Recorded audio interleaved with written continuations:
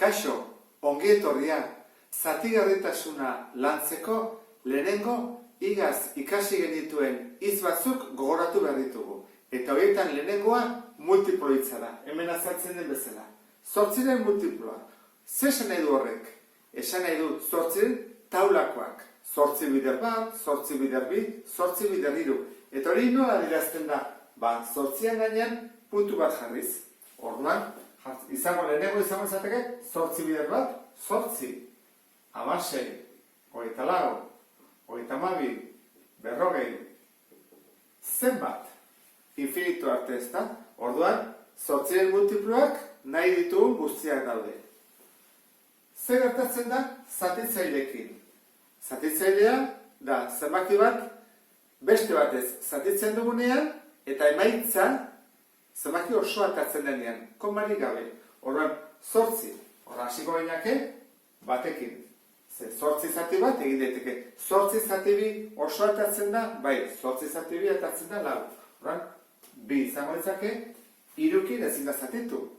4kin, bai. 5ekin ez, 6ekin ez, 7ekin ez, 8ekin izango ditzake. Eta honen, ez da gehiago gelditzen. Orduan, zatitzaileak mugatuak dira, izaten dituzte, 1, 2, 3, 4, 5, 12 direnak, baina kopuru batetik aurrean ez daude. Ez da hemen bezala, multiploak nahi ditu guztia ditugulako.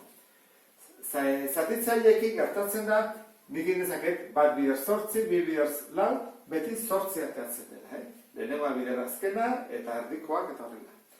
Zatitzaile txikiena beti bata eta handiena bere burua. Hurrengo ideia da lehenak zeintzu diren eta konposatuak zeintzu. Zenbakiak bitan banatu daitezke. Orduan, lehenak zeintzu dira. Hemen azaltzen den bezala, 2 zatitzaile baldin badituzte. Orduan, adibidez, bat lehena da. Ez ditu 2 zatitzaile, bakarra du. Orduan, bat hemen jarriko dugu. Ez da lehena.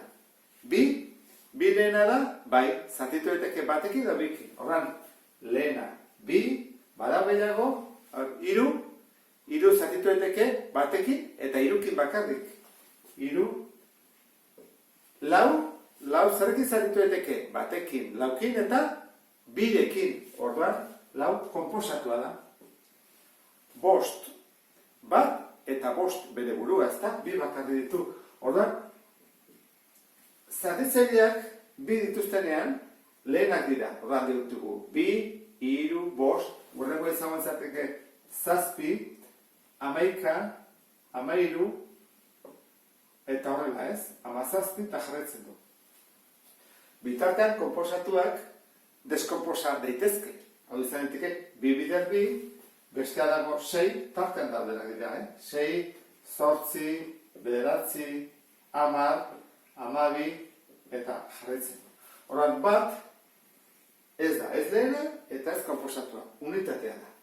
Horren, zer gertatzen da, zenbaki hauekin, 2, 3, 5, 7, 11, jakin baritugu behintzate, buruz hauek. 2tik, 17 edo 19, 23 jarraitzen duten, Ze gero ikasi bat dugu deskonposatzen. Konposatuak dira deskonposatzen. Lehenak ezin dira deskonposatu.